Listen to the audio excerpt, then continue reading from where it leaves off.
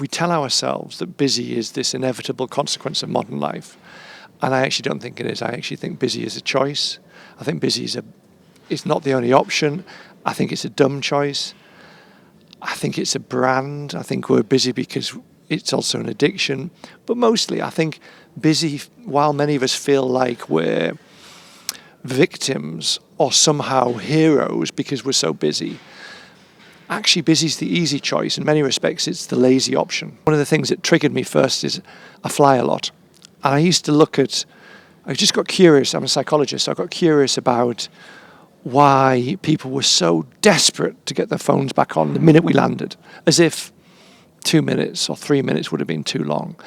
And that seemed interesting to me. Then I heard 7 people introduce themselves with the word busy in about a 2-minute tube journey in London. So I started getting curious about it. Initially, I was thinking it was going to be more about time management. And then I realized it's not time, it's actually how we choose to use our attention that matters.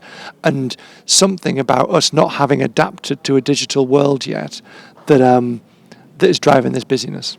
If you ask yourself, when was I really happy over the last month?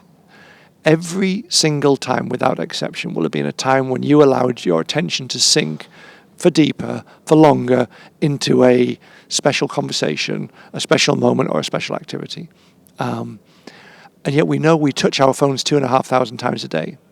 We switch attention every 3 minutes, all of which is scattering our attention.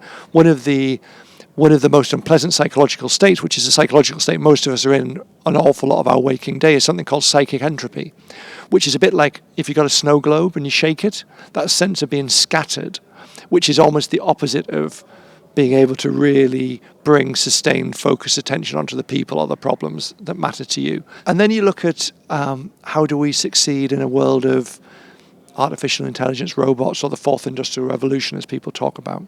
And Davos talk about the 3 big things. We've got to think, we've got to create, and we've got to genuinely connect with other people. And all of those are undermined by our habits of busyness.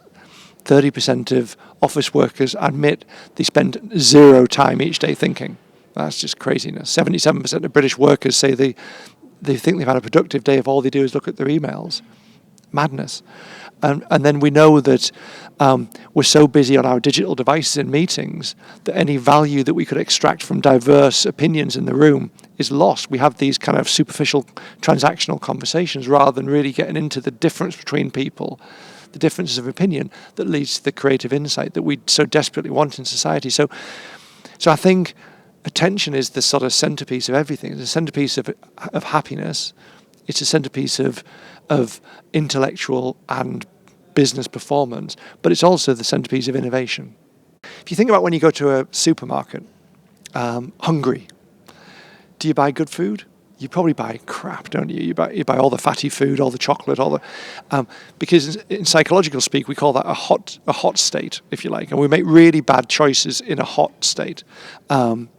Whereas in the cold rational state, so if we just had a healthy meal or a good meal and we go to the supermarket, we buy the salads, we buy the whatever.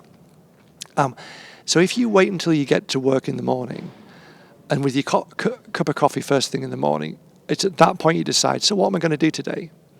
You can guarantee you'll make an easy and dull choice. So you'll choose to do email for a while. You'll choose to pick off a few easy items from your to-do list. And really all you're doing is passing time, because in some respects, email and social media and work has become the light entertainment of work. We're actually entertaining ourselves out of productivity. So actually deciding and pre-committing what you're going to do in the morning. So actually saying the first couple of hours in the day, I'm going to work on this big, scary project, makes it far more likely you're going to do it. Ask yourself, where and when do you do your best thinking? Are the times when you think really well and are able to really immerse yourself in stuff? What's the environment and the time in which you do that? It's probably not at the end of the day. It's probably more like in the morning. It's probably in a coffee shop or somewhere. And the point is, go to that place. Intentionally go to that place. Because we don't need to be in a deeply immersed state 8 hours a day at work. But we probably need 1 or 2 hours of real proper thinking to have the impact on the world that we could have.